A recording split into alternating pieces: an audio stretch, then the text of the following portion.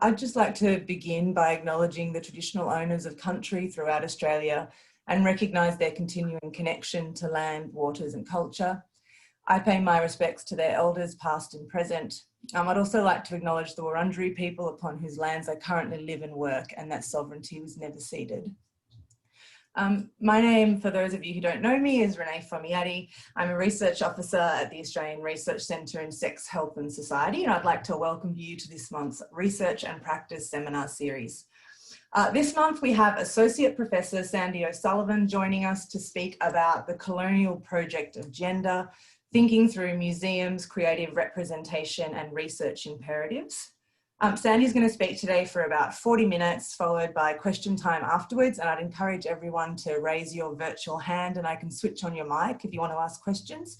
Or please, feel free to submit a question via the chat function if you're more comfortable doing that. Just to introduce Sandy, Associate Professor Sandy O'Sullivan is a Wurundjeri transgender non-binary person. An Associate Professor in Creative Industries at the University of the Sunshine Coast. They work across creativities, performance, gender and queer studies and museum studies framed within identity and representation. Sandy recently received a Future Fellowship to work on a research program titled Saving Lives, mapping the influence of Indigenous LGBTIQ+ creative artists. I'm going to hand over to you now, Sandy, and you can share your slides, and I'm going to mute or close off myself. Thank you so much. I'm just going to start by doing this and this. I want to start by acknowledging the always owners of the land on which we're meeting. In my case, it's Kabi Kabi people, but I know that we've got people coming in from all over the country that's now framed as Australia and all over the world as well. I also want to acknowledge other First Nations peoples that are in the room. The brief I set for today, it's huge. I've got a lot of ground to cover and I'll only be able to touch on some of the really big areas that we should all be thinking about. And I've got myself some notes down here. I hope you don't mind me following them, but I just want to make sure I don't go too off track. And I've got a gazillion slides, but the reason that I'm trying to give a little bit of background to the work that we're doing, the work that I'm doing, is to set up a range of, I guess, questions, and they might be questions that you have, they might be further discussion that we have as well. It always feels for me when I'm beginning a new project as I'm about to, like, all of that other stuff really mattered, but suddenly there's this opportunity to rethink it in different ways. And Renee just asked me before whether this work came out of all of the other projects that I've done, and it absolutely does. I'm really fortunate to be able to build on that, but it's taken me a long time thinking about it, and I think it's taken all of us a long time thinking about the connections between these areas. So you can see I've got museums, creative representation and research imperatives. And I'm really thinking about the colonial project of gender, but I'm also thinking about something that's not necessarily included in here, which is universities and the influence that they have and the power that they have and the problems that they need to solve. And all of these institutions and individuals and groups, the relationship and the capacity to connect up is part of what I'm going to touch on. So I want us to think about the work that we do, and I want to think about the work that I need to do as well. So I'm Wiradjuri. This is a not fantastic map. It's very outdated now, but thanks to ARCSHS, it at least exists and we have some sense. Wiradjuri is the very large land area there that covers a large language group. It's wholly in the state that's now known as New South Wales. I'm also transgender and I'm non-binary. I use they, them, theirs. And I also use Gwyn. which is the Wiradjuri personal pronoun, and it's not gendered, which I think is not unique in language, but it is not something that we're familiar with in English. And so it provides a complexity within a single word, but it also does not frame gender. I'm going to leave this important phrase up that I won't talk about any further, but while I talk a little bit about my background.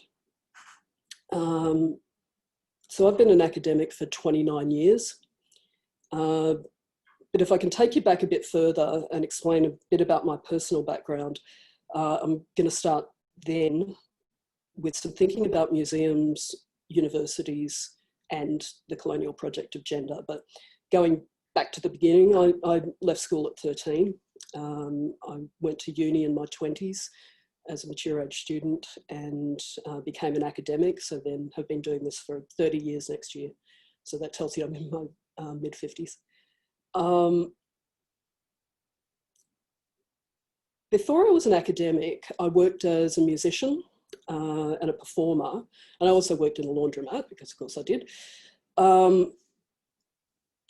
Music and creative practice, they've been part of the work that I do, and they've been central to my work as a researcher and as a person as well. And at the same time, family and my own history has been central to all of this thinking, I suppose, around how to make sense of the complexity of lives that all of us have. Everyone in this room, everyone in the world has complexity, often framed within a space of either diversity or not being very diverse, which again is something that I'm going to try and take on a little bit. So the following slides are whatever the opposite of a brag book is, but they provide a bit of a context of knowing and understanding. And I'm not beating myself up about this. I want to be really clear about that, but they do talk about resistance and compliance. They do not explain me or my gender, but they do show a trajectory of how many of us arrive at or informed by other people's perceptions of our gender. So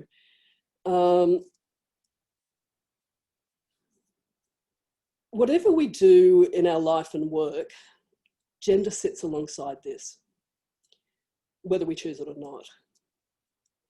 Where our genders aren't understood or accommodated, they become these persistent spaces of exclusion.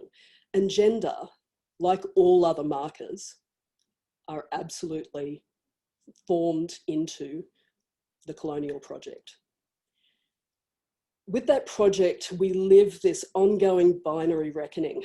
So from the time of invasion, categories have been forced to define and control us and reduce us to this kind of manageable groups, and it herds us into these acceptable categories.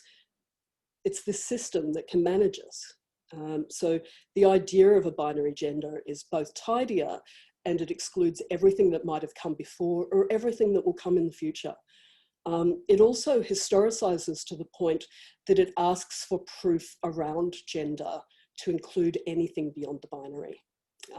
And that proof relies on the idea that history is the only thing that forms indigeneity, which is an incredibly problematic space to be in if you happen to be a living, breathing human or a living, breathing community. We resist this in so many ways as a broader community, but gender has been an outlier for a lot of Aboriginal and Torres Strait Islander communities. It has been. You know, while there are these pockets and these moments of acceptance, there's still a lot of ideas that gender is about men and women. And around how those ideas are formed is again often informed by religion and a range of other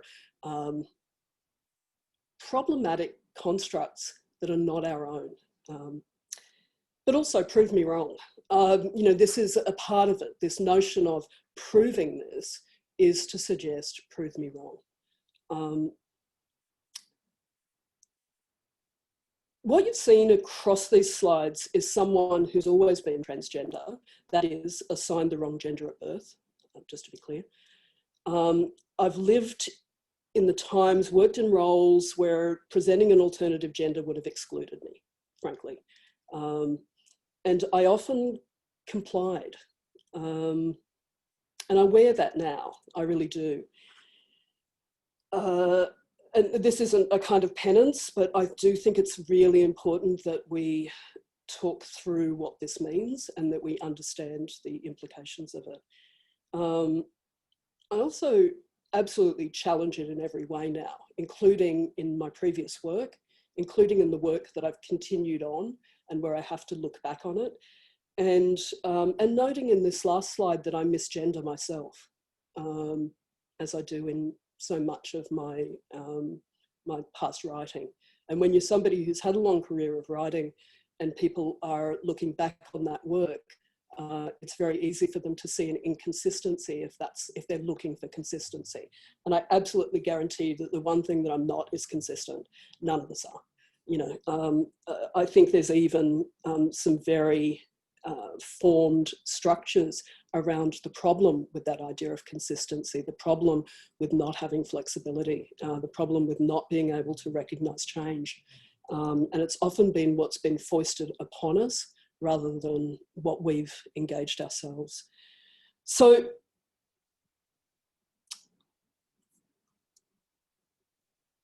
across the last decade, this is a little bit hard to read, sorry, and you don't need to. All of this information is available in other forms. I'm not going to revisit this too much, but over the last decade, I've been working on a research project where I visited 470 museums. It was a lot. It was across 3 meta countries that are colonially formed countries. So it was the UK, it was the US, and it was Australia. And I asked a simple question of what works in terms of the representation and engagement of First Nations peoples. And I was looking at major museum spaces. I was looking at big spaces, including obviously First Nations spaces. They are big, frequently big, major and substantial and significant museum spaces. And I was looking at what they did that worked. You know, it came out of, I will save you the story, but there is a really good jokey story about how I started doing this. But I will just say that before I did this work, I came from working in the reclamation of human remains and working with museums in a way that reminded all of us that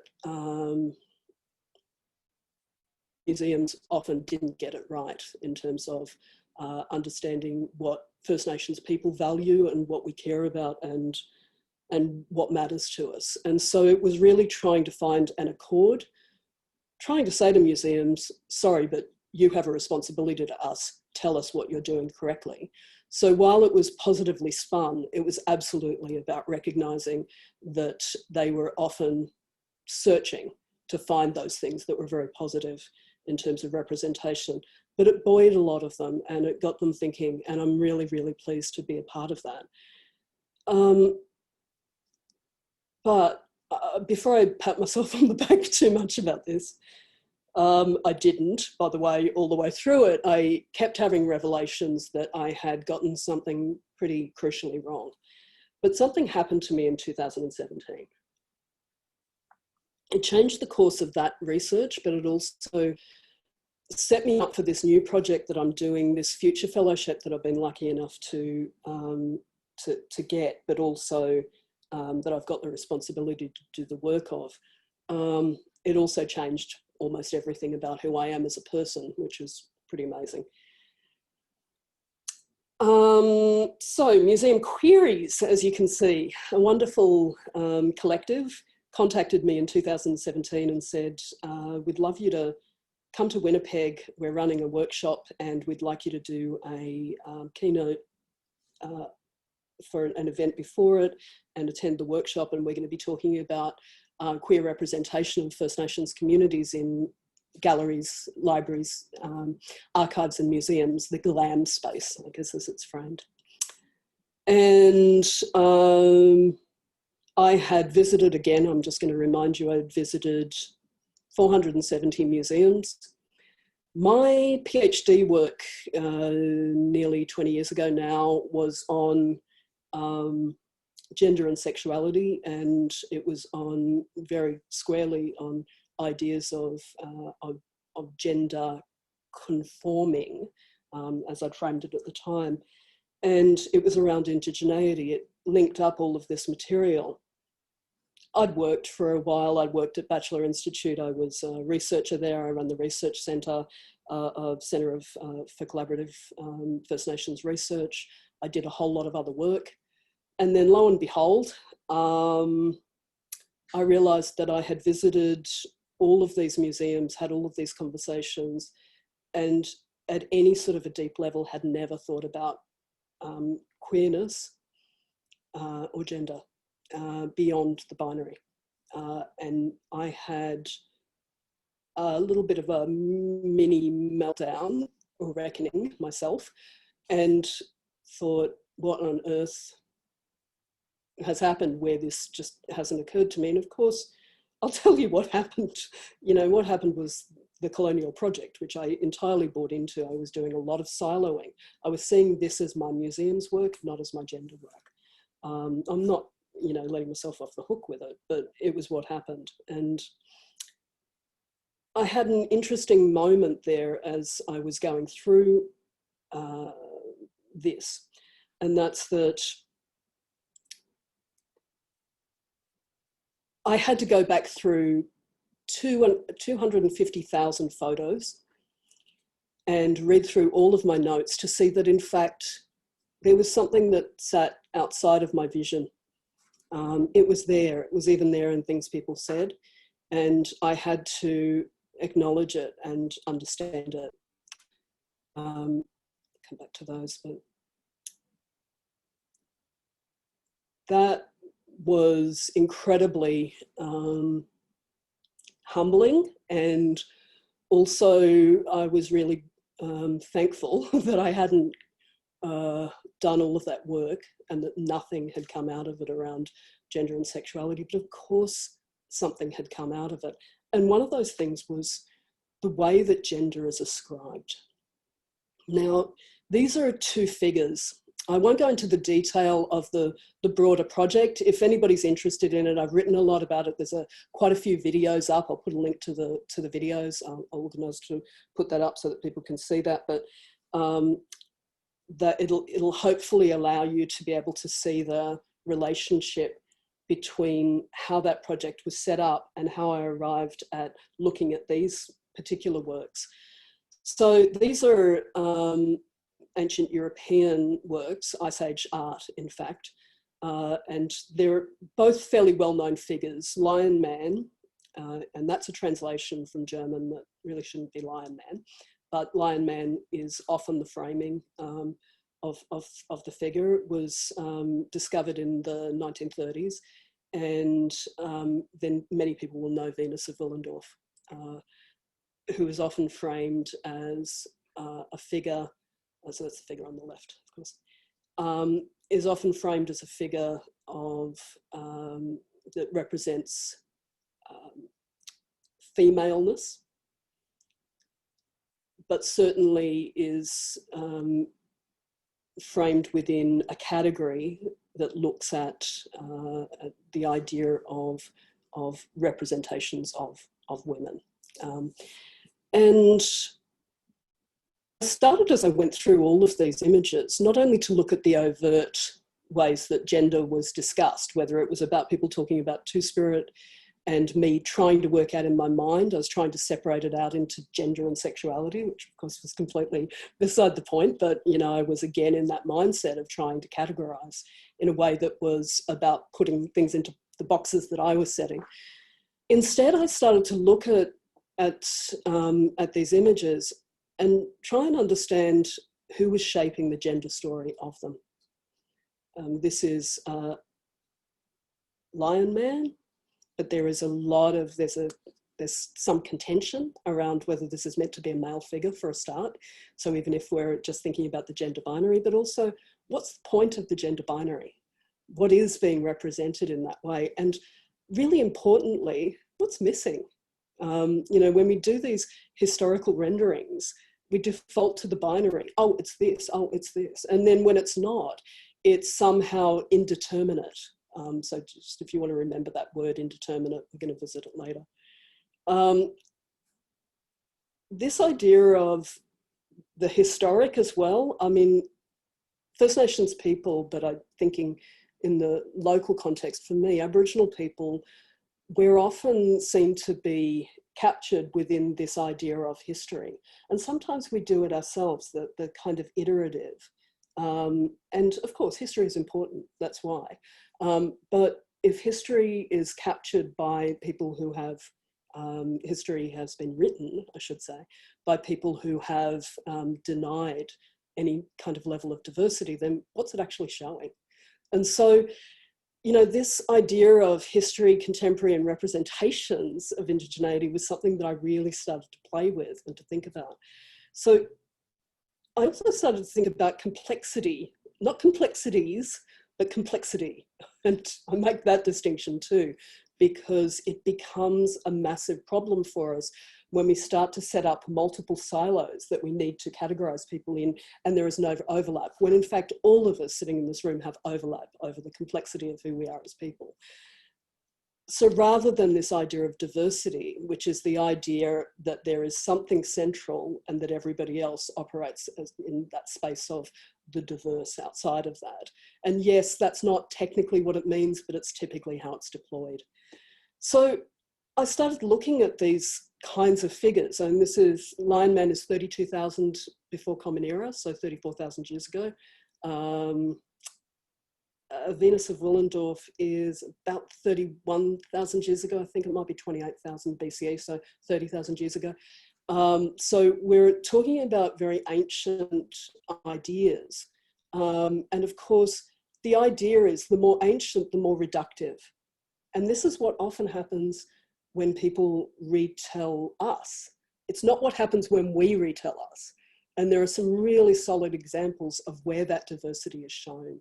And also where there is not the requirement for that interpretation. You know, the interpretation is not required. So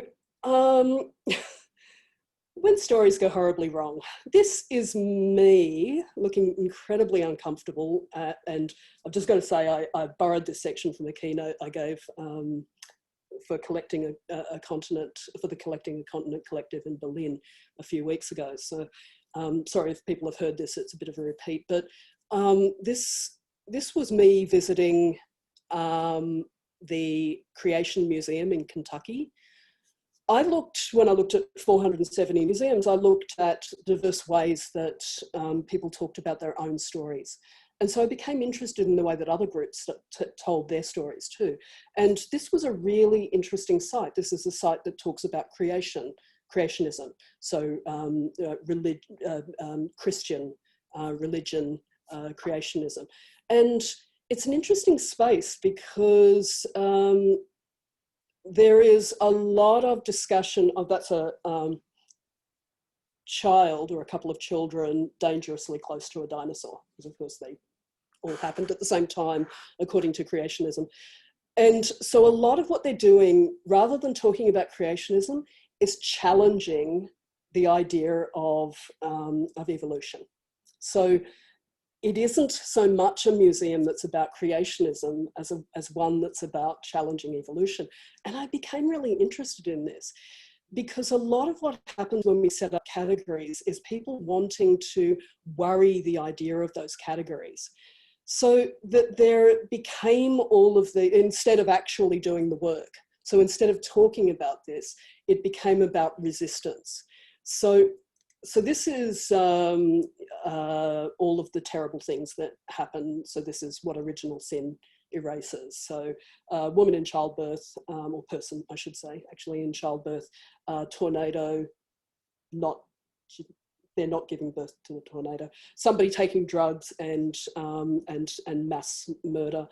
And, you know, so these are the moments that they want to define. This is the urban, make of that what you will, that is framed as bad. And this is what happened as a response to what was happening in the world, where people were starting to talk about, through mass media, the idea of gender binary being not the only option. Now, of course, this is an idea that is thousands and thousands and thousands of years old, but here what we have is a very late entry into the this museum, reminding people that actually, in case you didn't know, Jesus Christ said this, kind of. I mean, there's a whole lot of ways that this is problematic that I won't go into the detail of, except to say that, you know, this is an interpretation, apart from anything else, of the Bible, and it's a very poor English translation as well of it. And of course, it's also, you know, pitching a very particular point around who's missing, who's absent, and who should be absent. Similarly, here's a bit of marriage is bad. Marriage between people of the same gender is bad. Well, in fact, gender. A man and a woman need to, they're very explicit. And so all of this is a response to legislation that was happening in the US. You know, it wasn't even there, you know, 15 years ago when they started the museum. It came in when the legislation came up. It's topical, you know, it's not for all time. And when this happens, it is absolutely around defining those boundaries. And I suppose that's one of the things that really worries me about it. So I will say that universities share a great deal with the Creation Museum.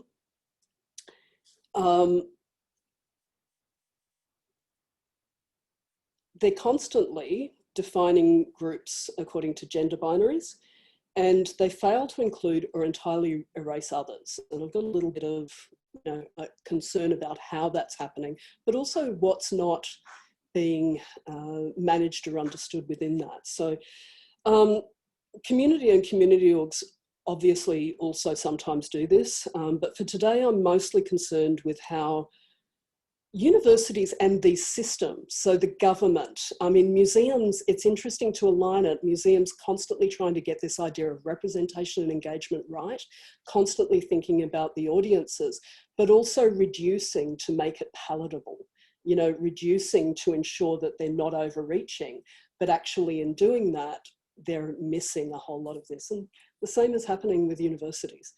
But one of the sort of, I guess, core concerns that occurred for me, and I'm just going to take it back to this slide and then think about what it means beyond that. This was a piece that I wrote last year for the Research Whisperer. You can find it on their website. They're wonderful space for really interrogating what's happening in research in Australia. If you haven't had a chance to engage with it before, really, really cutting edge and pulling no punches concerns around how research is being formed. And I approached them because I was really concerned, because the Gender and Research Workforce report came out last year. It was 2018, but it only came out in 19. And it specifically excluded gender diverse people, or it only included men and women. But very importantly, they used the Gender and Research Workforce report to talk about the importance of promoting female researchers, which is incredibly important, but also it's not the only part of the story. And so I was particularly interested because of the way that they'd gathered the data. So what they'd looked at is they'd looked at, this was the Excellence in Research for Australia. So this isn't, you know, people applying for Australian Research Council funding necessarily. It's the way that people are describing it's the way that, institutions are describing their workforce, describing the makeup of their workforce. They were unable to describe what was happening for gender diverse people because the numbers were so low. They weren't nothing though. And these are people who are engaged in research, employed by universities, And there was a major problem because there was a disparity. Almost twice as many people had identified as in the other category, so it was male, female, other in that instance, category in 2015, almost twice as many, or more than twice as many, as in 2018. Now we know that that doesn't make sense. So we know that there was also something wrong with the way that they were gathering statistics. It doesn't make sense because we actually know that more people are revealing their gender identity, and also systems, universities, are better than they've ever been at describing that. Yep. So there is a really interesting problem then that we have of them probably having wrong information as well, and not being able to manage that. Now, locking that against the other way that government, and particularly the Australian Research Council, who manages ERA, as well as managing those applications, define gender. This is the gender marker. I screenshotted this morning, in fact, this afternoon. Gives me the option to be female, male, indeterminate intersex, or unspecified. Now I'm determined, and I'm not unspecified, and I'm not intersex. So I've had to select indeterminate intersex there. I've not been given an option. Now, interestingly, when they deliver this information, they won't define it in that way. They will talk about other. So not only are they capturing 4 sets of information, but they're actually then only delivering it into 3 sets. There are major problems with this, and they're not just, I'm not quibbling, you know, there are major issues. If my university can't count me and I won't be counted, then that actually has some implications for them, particularly if gender diverse people are disadvantaged, and there is very strong evidence for that across the community, not a huge amount in the academy, but a lot across the community, in progressing in work. Then all the same arguments for the importance of increasing participation rates for female researchers are true for gender diverse researchers. And so this is an example of where they're just not getting it, and where we need to put some pressure on. Fast forward to, I wrote a lot of complaints. I wrote 2 separate articles occurring in 4 different places last year, complaining about the ARC, and then this year I got a big ARC grant, which I was really pleased about. And they have been fantastic, I have to say. They've been very engaged and have been wanting to fix up some of these issues that they've got. A lot of it's the structure and the systems. Universities often want to do this too, but the problem is that they then have to have pressure exerted from outside to really be making this happen. We have to be able to do some of this work, and we have to engage some of this. So when I applied for the Future Fellowship, and it's a 4-year, kind of fully buys me out of my other work for 4 years, and it allows me to kind of focus on this, provides a bit of funding in addition to that to make sure that anybody who's working on it is paid for the work that they're doing, particularly creative practitioners. But also it allows me to be able to work with other researchers who are working in this space, and, you know, most importantly with communities of practice, because this is about creative practitioners within our communities, nationally and internationally. So the project's called Saving Lives, Mapping the Influence of Indigenous LGBTIQ+ creative artists. I'm going to tell you, I strategically removed the word queer from this because I thought that there would be a potential that the minister would not approve it. It's okay, it's written all the way throughout and it's going to be in everything I write, but that was the reason. There's 5 projects that sit within this, I think. Certainly there's 4, and then the last one is I had question marks there for a while and then thought I have to write something that looks like I've just forgotten, which is new ideas revealed through the discussions. In other words, I don't know, and I shouldn't know, because research shouldn't work that way, and especially research like this. Now, I'm not just talking about gender, I'm talking about all forms of queerness here. And queerness is identified in very specific ways, but the blurring the boundaries are the colonial project. So of course I'm blurring the boundaries. Of course that's important to do. This is not about getting funding and then, you know, traipsing off and trying to make something that fits within those central ideas. It won't work that way. So the first project is challenging symbolic annihilation. The concept of symbolic annihilation, I mean, saving lives, it sounds like I'm actually challenging annihilation a bit. And yeah, I mean, there's no question about the fact that, you know, we have substantially higher rates of suicide and suicidal ideation within our communities. We know that this is also true for LGBTIQ+ people. We also know that there hasn't been a lot of research that's been done into the convergence of that. Thankfully, there's people like Damien Bonson who is leading a whole lot of this work. And, you know, there are Black Rainbow and, you know, a remarkable amount of people working around how to manage and understand this. Not manage it, understand it, but also absolutely how to challenge it. Because it's not it, it's people. Symbolic annihilation, but saving lives, it's also called that because it's about mapping the actual influence. This is creative art. We make, you know, we make things, we make stories, we tell who we are, and we tell people who may not know who they are yet, maybe younger people or people who are trying to work out gender or sexuality for themselves. We provide some of that modelling information.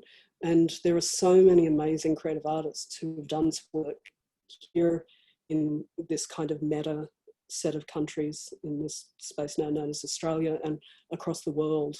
First Nations people have been leaders at thinking around this. Think about Alex Wilson's work Coming In. And if you haven't read any of that, you really should. It's amazing. They've done some remarkable work across the importance of recognizing and including queer two-spirit people within communities, but also centrally seeing their place. So this is a project I've been doing for a while, this challenging symbolic annihilation, so it gets nicely wrapped up into it, but it's recognizing, and all of you that are here, think about this. Have you ever seen someone who's just like you on TV, in movies, in cultural representation? Have you seen someone who does the things that you do? And for a lot of younger people, it's actually important. It's important to be able to see that in the media. I know I grew up definitely not seeing anyone even vaguely like me. And then whenever, in fact, I didn't think that at the time. I would think anybody who was slightly like me was like me. And, you know, I grabbed hold of that because I think that's what sometimes people do, but sometimes people can't do that. And so this is about recognizing that. So it's about challenging symbolic annihilation, but also mapping the way that, you know, in challenging it, we're mapping the symbolism. So are we seeing a whole lot more queer people represented in TV and movies, for instance? Yeah, sure. Are we seeing in art a whole lot more representation? Yeah.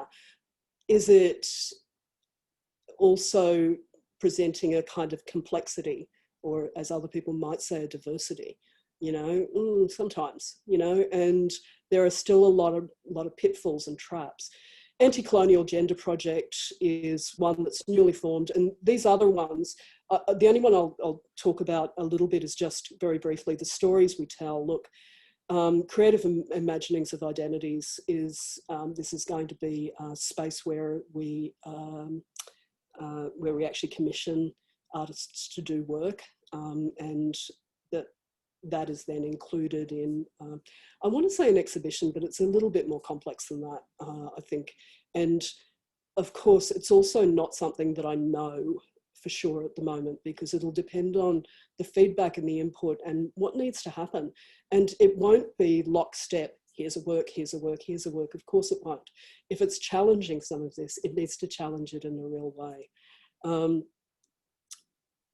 It's looking at repeatable ideas of representation, but it's not trying to say, here's a model that works.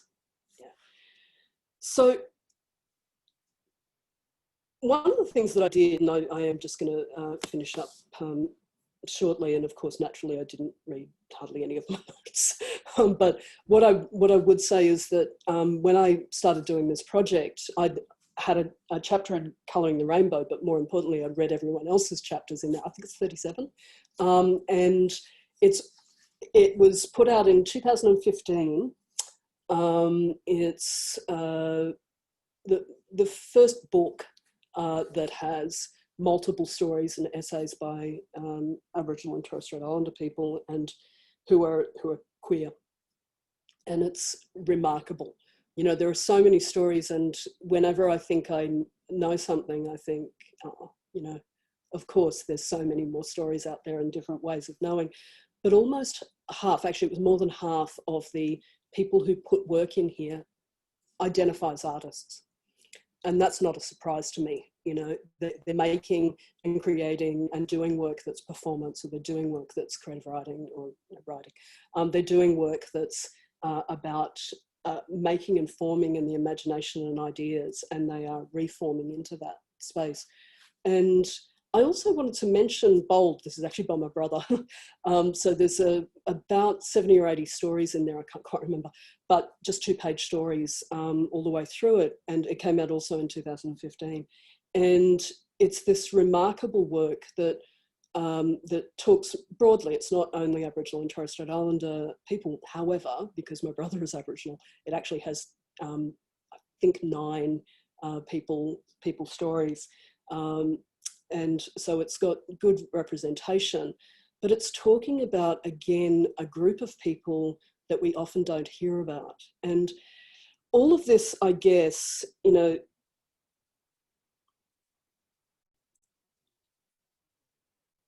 makes me worry as we look through the research that we're doing, the way that people are constantly setting up gender binaries, are constantly setting up the idea that there are men and women, men's and women's groups are funded, but nobody else is funded. Or, you know, for universities, for museums, for government, and for our own communities, when we talk about funding that's available, we're intentionally excluding. When we undertake research that looks only at men and women, we're excluding, or we're failing to include.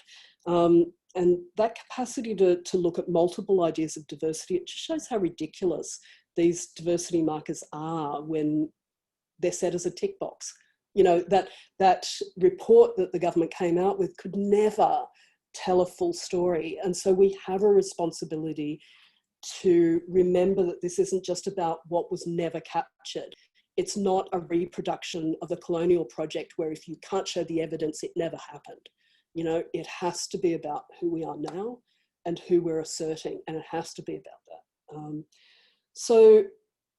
I think I'm just going to finish off by saying, look, Indigenous X has been remarkable, but so many spaces have now. There's so many of our people publishing into the world and talking about this. I will say that I think it's happening increasingly in the academy, but it's happening more in the community, which I'm pleased about.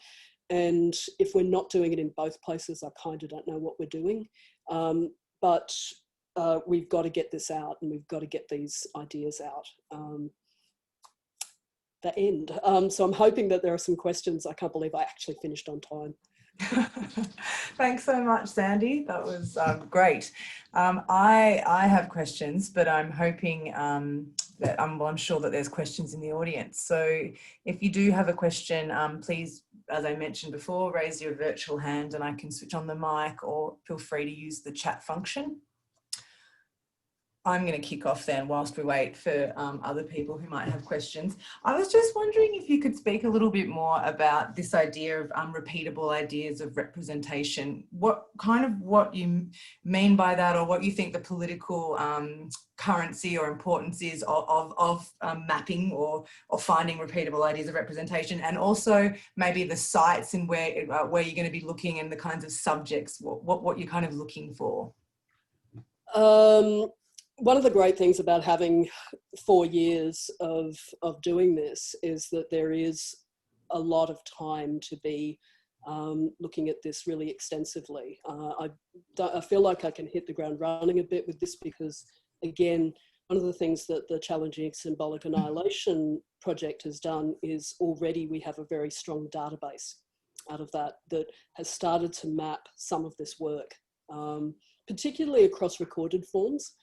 So that's why I mentioned. Sorry, Sandy, with that, are you looking for absences? Like, so is this about the absence of particular? No, it's challenging. I know it's a bit tricky when it's using a negative term in there, but no, I'm just trying to clarify. I wondered if other people might have the same question. It's actually presence rather than absence. So right. But obviously, what happens is you then find absences in how spaces are either being curated or being managed. And so you do find absences, and I think that's what people will interrogate in a database like that as well. But in terms of that whole idea of the how big we go, this is really tricky. If this was going to be something that I thought could be done in 4 years, that would be a big mistake.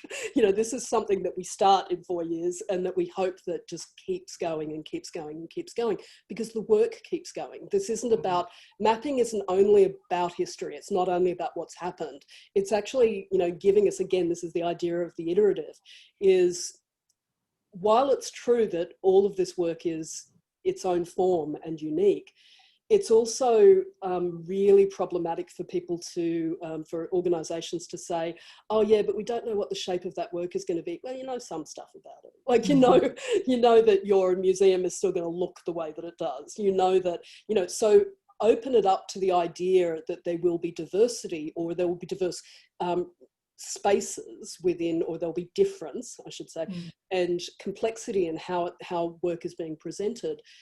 Because some people are presenting their lives and some people are presenting an individual work. You know, some people will say, this is not what I'm, you know, what I'm doing. You know, I'm not talking about queerness, but I'm queer. What does that mean? And of course, all of that needs to be understood, you know, not captured, understood, you know, and the best way to understand it is to have people explain it.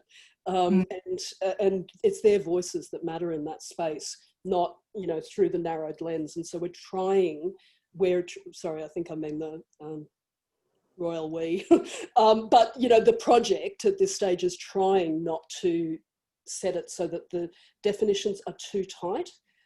But obviously at some stage what it does is creates a journey that hopefully other people can kind of engage with in the future.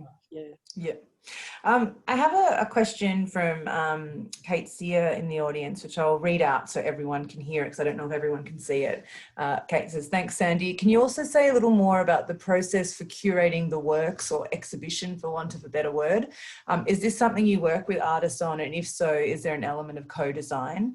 And do you anticipate that their expertise in creative works will feed into more traditional academic outputs in some way? I'd love to hear more about these methods and the potential, essentially, for academics working together with non-academics.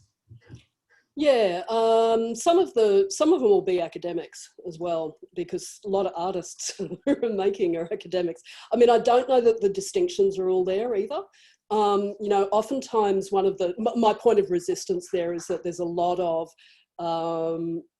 Aboriginal people are out there, and whoever we happen to be, are in here doing this university stuff. And I think that all of this forms a demonstration. Does it need an NTRO, a non-traditional research output? You betcha. Of course it does. And it does that. I'm happy that it does that, but I also, in a whole other way, don't care. I can publish some stuff and meet the requirements of an ARC. It's less important to me that it's getting out there, but I'd say that this is where the ARC is headed to. Their whole goal is around engagement and impact. If that's true, and I think it is, then actually the making of the work is an important part of it. Is there an element of co-design? Of course there is. They're making the work. I'm not making it with them. I'm providing some information so that they have a context for the making, but their response will be their response. And so in that way, will some of it not work? Yeah, of course. Stuff needs to not work. So stuff needs to be messy and it needs to be untidy, and some of it not work in that broader space. It needs to be accessible, so the online becomes incredibly important in this.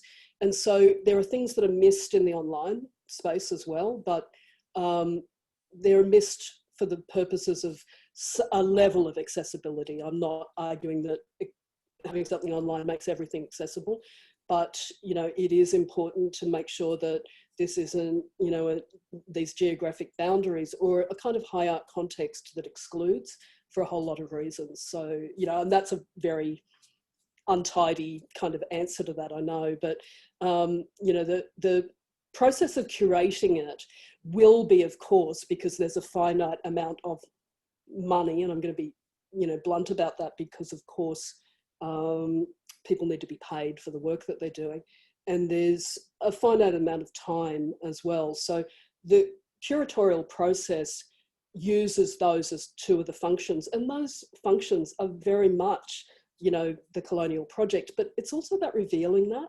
It's about knowing it and understanding that they're a part of it. So so I mean, I don't see a distinction between traditional research outputs and non-traditional. I have issues with that. I've written about this a fair bit, and I present on ERA all the time, so I'm really concerned about the way that there is not a kind of relationship with that between NTROs and traditional research outputs. That's non-traditional research outputs, like exhibitions for anyone who's not from the field. Or performances, etc. But it will likely be secondary documentation if it's performance, so again, it's not my work, and the curated part of it, the curatorial part of it is likely to form, I won't go into detail of it, but it's likely to form what we consider a portfolio in NTRO speak. So, yeah. Okay. Does anyone else have any questions? I can't see anything else in the chat. So I can see Gretchen is giving thanks. Can't wait for the publications. Yeah, good on you. Here's a question. Gretchen, does that include the publication that we're doing, that you're also responsible for writing a bit of? And obviously Bronwyn Carlson's here, and FIRE, Forum for Indigenous Research Excellence out of Macquarie Uni, that Professor Carlson runs, has been the force behind a lot of this work. I wouldn't have had a lot of these moments or experiences without the development of that. And it's a testament to how the power and influence of people who actually see this as necessary, us interrogating these areas outside of the regular space. So, yeah. Indigo's asked, is there research on the demographics of ARC reviewers on grants, etc., or can this be done without compromising their identities? Oh, it's a really good question. There needs to be, and we've, again, this is one of the sort of key questions. I think aligning, a lot of universities have fallen in line with, say, Athena Swan, for instance, or with these ideas of looking at complexity of people participating. And there is, if you look at that report, the report on gender, there's actually some information in there on reviewers. But yeah, I'd love for them to be, I think it can be done without compromising identity. I don't know, like if you were in the old 19 code, sorry, they just changed all the FOR codes, so I don't quite have it in my head what they are now, but the old 19 codes, and you had somebody who was gender diverse across a couple of those codes, you might think it was probably Sandy who was the reviewer. So I think there would be some instances where it could be problematic, particularly in disciplines where there's really few. But I think they can play that by ear as well. I don't think it's a reason not to. And I think indeed one of the concerns is that, we've got, obviously people are pitching against a lot of 2-digit codes, and there are some real concerns with only looking at some 2-digit code. I mean, we were talking about this the other day, obviously, in terms of sociology. Quite often times it wasn't in the 1.6 code, it was in the 2.0 code, or it was in 2.1 or 2.2, sometimes 1.9. So yeah, and whatever they are in the new one, 4.4, 4.5, etc. So. Bronwyn said that the AOC only does gender bias in regards to male, female and anti-racism from the US perspective. Big change needed. Yeah, huge changes still needed. And some of them, I mean, one of the great things that happened out of the change in field of research codes was that under 4.4, there's now, you know, gender areas, areas under gender and sexuality. There's a whole range of 6-digit codes under that, and obviously a 4-digit code that heads it up. But the problem is that we've got 300 odd codes that are Aboriginal and Torres Strait Islander or broadly Indigenous, a bit over 100 for Aboriginal and Torres Strait Islander, broad and Indigenous over 300, and there's nothing on gender within them. So, and you know, I hadn't imagined that they'd be that big, or I would have made that pitch. It's this tricky thing of how long it takes for them to do it after they've had the input. And, you know, it's the behemoth that, you know, that these spaces are. So, yeah, all digital, that's right, exactly, yeah. We most probably have time for one other question if anyone wants to raise their hand. What is there? I can see. Oh, Kate's asked one more quick question. Interested to know whether Sandy has worked with museums on these issues and whether they are open to change or resistant. Yeah, not a lot on the gender work. Certainly, as I was going through, and in the last couple of years, I've been talking to them about that as well. But before that, because I had this whole, you know, revelation myself, I don't think I had. I had talked about diversity and certainly showing diversity, you know, but the tricky thing about diversity is that it's about these silos. And so trying to see something that really does challenge is harder. And I think that they became the examples that I've written about. And I've got a new book coming out on this soon, next year, I should say, that talks very specifically about this idea of kind of multiple different ways in which we're diverse, or just the ways that we are. And they became the exhibitions and spaces and framing that we really wanted to, that I became very interested in, and that people, the museum staff became very interested in it too. You know, I think this is true at universities as well. I think there's this desire to accommodate, but there is this idea of, I don't know what box to put it in. And there is this fear and concern, particularly in non-Indigenous museums and particularly in non-Indigenous areas within universities, where the reductive is the safe zone. It's the idea of, oh, but I don't want to offend people who might think stuff has to be, like elders will all think it should be men and women. I mean, elders, I mean, that doesn't make sense, you know, but I've had people say that to me, you know, and this is the problem, is that people who are gatekeeping that from outside will have to, you know, will often go to a more reductive space. And so we have a responsibility to tap people and to go, please don't do that. And so, yes, they have heard.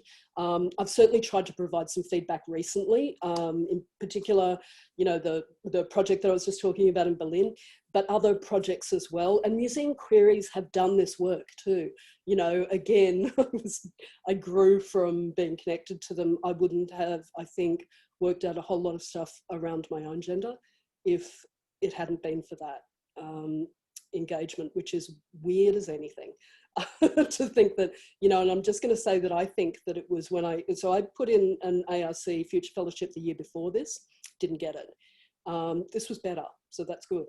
But it was writing that ARC application from Indy, Gretchen, you all know this story. That was how I worked it out. I actually worked out my gender by writing an ARC application. That's not the saddest thing that you've ever heard. There you go. But it is, often it is this, you know, it's not catharsis or anything. It's just that process of thinking, and we all arrive at revelations. If we're not arriving at revelations with research, I know I am a proper nerd, then what the hell are we doing this for? You know, if we're not doing that. So, you know, if we're not uncovering, that's why I don't mind that I'm not completely sure about the design of this. I know what it could look like, but I don't want to know what it does look like yet. So. All right. Thank you so much, Sandy, for speaking, sharing your thoughts with us and speaking so passionately too. It was great just being able to see those photos that you put up. That was, I thought they were incredible. It was great to get that insight. Everyone, I mean, you can see everyone saying thank you and is really appreciative. So thank you so much. And if everyone can join me in a virtual clap. And we might... Oh, Shannon Quest, one of the participants, very early participants. Oh, great. With the NMAI at the time. Oh, that's fabulous. Yes, you're getting a stream of love in the chat comments. I think everyone can actually see that. All right, thank you everyone for coming today. Thank you so much, Sandy. We've got our last seminar for the year in December with Dr. Jamie Hakeem. I always have to look at my calendar on the 16th of December. So I hope to see everyone then. And I'll speak to you after this, Sandy. Bye. See you, everyone. Thanks so much, guys. Appreciate it.